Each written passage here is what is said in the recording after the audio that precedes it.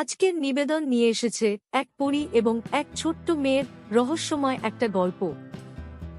বৃষ্টি পড়ছিল মুষলধারে। পুরনো শহরের একটি ধূসর বাড়ির জানালায় বসেছিল অ্যালিস।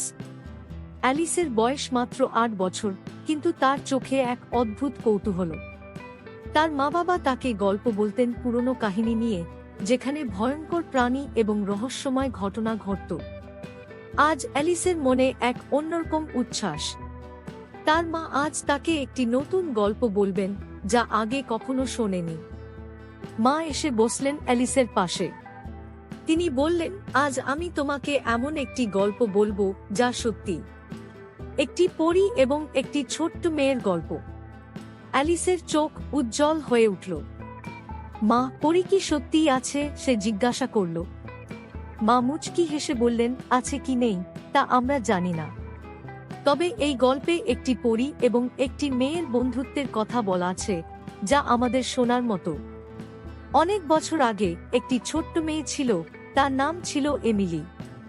এমিলির বয়স মাত্র ৭ বছর, কিন্তু তার মনে সাহস আর উদ্যম ছিল অপরিসীম। সে গ্রামের বাইরে একটি ছোট্ট কুঁড়ে ঘরে তার ঠাকুমার সাথে থাকত। এমিলি ছিল একাকী, তার খুব কম বন্ধুই ছিল। তার সারা দিনের কাজ ছিল ঠাকুমাকে সাহায্য করা এবং বনে ঘুরে বেড়ানো। একদিন এমিলি বনের গভীরে গিয়ে হারিয়ে গেল। সে কান্নাকাটি করল, কিন্তু কোনো উত্তর পেল না। তার চোখের জল মাটিতে পড়তে লাগল, আর তখনই একটি আলোকিত চেহারা তার সামনে উপস্থিত হল। একটি পরী, যার নাম ছিল গ্যাব্রিয়েল। গ্যাব্রিয়েল ছিল স্বর্গ থেকে নেমে আসা একটি পরী। তার ডানা ছিল রূপালী এবং চোখ ছিল গভীর নীল। সে এমিলির সামনে এসে বলল, ভয় পেজো না ছোট্ট মেয়ে, আমি গ্যাব্রিয়েল।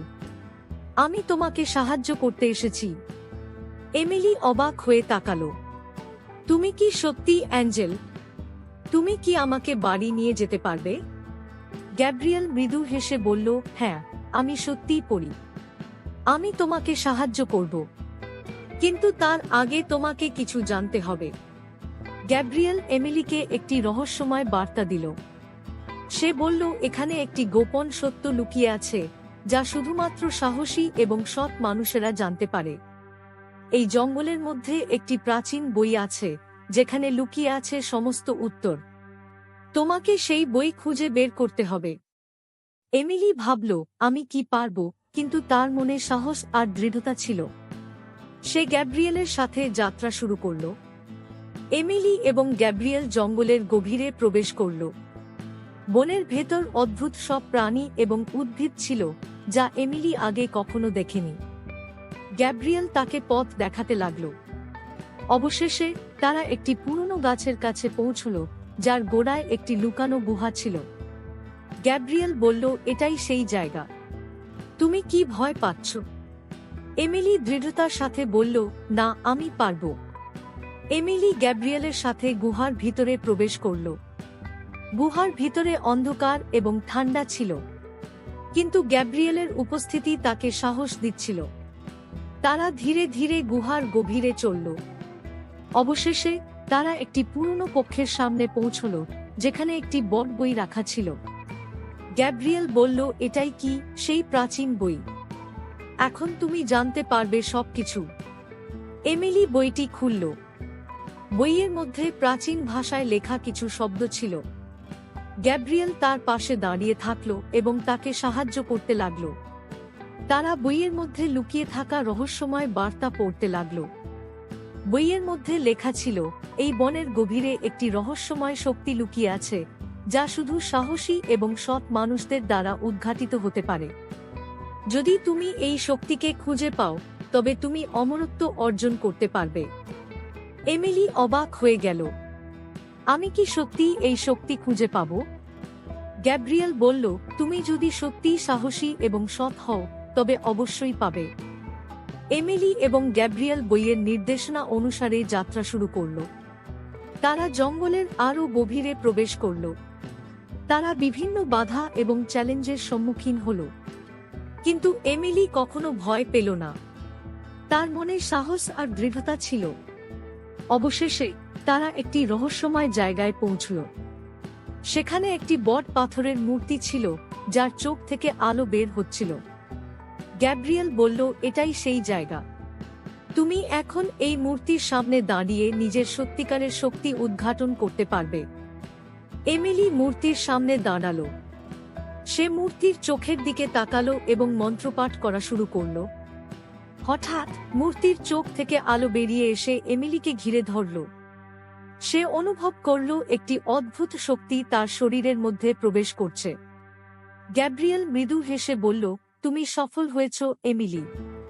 তুমি এখন সত্যিই শক্তিশালী এবং সাহসী। এমিলি তার নতুন শক্তি অনুভব করল।